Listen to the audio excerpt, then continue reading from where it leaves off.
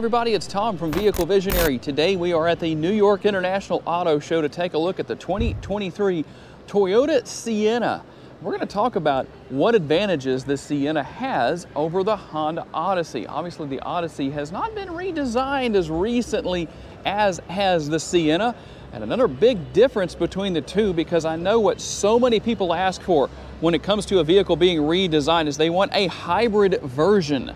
Well, obviously with the Sienna, you have that, and you don't have that with the Odyssey. But I will tell you one thing, there is a big difference between the two when it comes to the interior and cargo capacity. We're going to take a look at exactly what that is. And I know we're a little limited today here at the New York International Auto Show, but we'll give you the best look that we can on everything. The front end is a little more squared off here than what we have on that of the Honda Odyssey, but I'd say it definitely has a more modern look. You've got a lot of LED here. The very nice looking LED daytime running lights, as far as the way everything looks here on the top and the bottom, your nice bright lights right here. The front end, while it has a little bit more of an aggressive look, not quite as rounded off as that of the Odyssey, the front area right here you can see does have a little bit of a line to it, a little bit of a slope to it right there. And then the hood looks a little bit longer than what we have on the Odyssey. And I know those things are just about practicality, but as far as what's under the hood, that makes the biggest difference. Keep in mind, you can get the Odyssey in front wheel drive. Under the hood is the combination of the 2.5 liter four-cylinder and obviously the hybrid powertrain, 189 horsepower, 176 pounds-feet of torque. Now it is mated to a continuously variable single-speed transmission. All of these, Siennas come all-wheel drive, while the Odyssey will come front-wheel drive. But the difference there that I think a lot of people will say, I'd rather have the Odyssey, even though it hasn't been redesigned for quite a while and may not be redesigned for 2024. We're not sure yet. But the difference between the two is here you're going to have that CVT. With the Odyssey, you're going to have the 10-speed automatic transmission. So that's going to make a lot of people, I think, happier. Taking a look here into the interior, we're going to have, let's see how soft this is. That is a fairly soft door panel right there as far as the armrest goes. And then we're going to have the upper and the lower door bins here. A lot of space, that's for sure. So you can get a nice large bottle here of water, whatever goes in there. Space up here for the snacks. And on this particular trim level, what would you expect but power seats for the driver and the passenger? You will have the, well, it looks a little bit larger than conventional size sunroof goes. We're going to have the nice large pass-through, plenty of space here as far as that goes all the way through to the other side. In fact, you can kind of see a little bit of light right there. You can see some of the ambient lighting. That is one advantage that we have here at the New York International Auto Show, is that I can show you some of those things I can't normally show because we're usually shooting outside in the bright sunlight. And a nice look as far as the overall design of the dashboard goes, kind of almost a nice little area recessed for cell phones or whatever you want to have right there. It looks like wood grain trim, but it actually is plastic. I don't know if you can hear that or not. And the nice touch screen. Not going to really be able to show you anything at all here today because obviously I don't have the remote. So, well, I can't say I can't show you anything. There's a little bit there. Let's see if we can get anything else to come up. I don't think we can, but you can kind of see what's here as far as that goes. Oh, well, I guess we got more to come up than I thought we did. There we go. So I can give you a little bit of a look.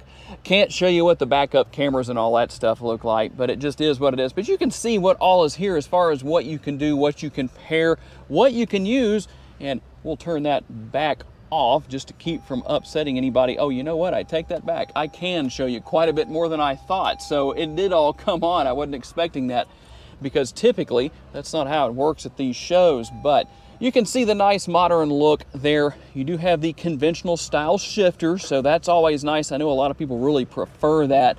You do have wireless charging as far as this model goes. And then I probably don't have to tell you too much about what is here. And we're going to have the space right here within the center console, kind of a unique way that that opens up. You can conceal away the cup holders. We'll take a quick look down inside there. It's a lot deeper in there than it probably looks like from this viewpoint because it's so dark down there. A couple of USB options. There are a lot of options for connectivity within the interior of this Sienna.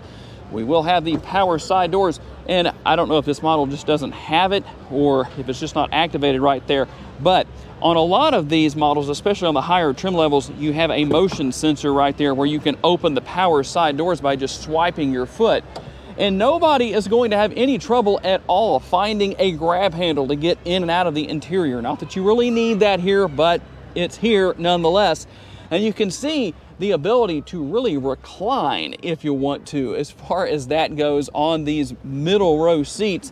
And you can see the tracks here. I don't know how easily I can do this. There you can see that coming up, but I don't know how easily I can move things back and forth.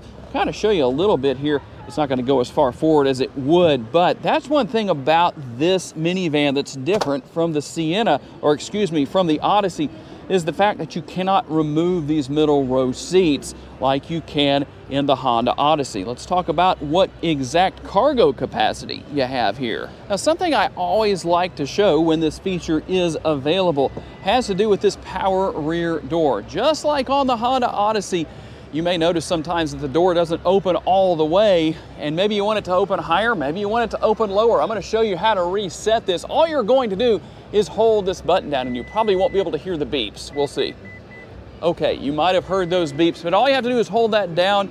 You'll hear the beeps, and that means you've officially reset the height of your rear door on your Toyota Sienna. So whether it's not high enough or it's too low, whatever the case is, you want to just set it wherever you want to set it, you can do that. Same thing applies on the Odyssey. And just like the Honda Odyssey, we have all the space right here that can be used as a multitasker. These seats obviously can be folded down into this area. They're a little bit easier to stow away than that of the Odyssey.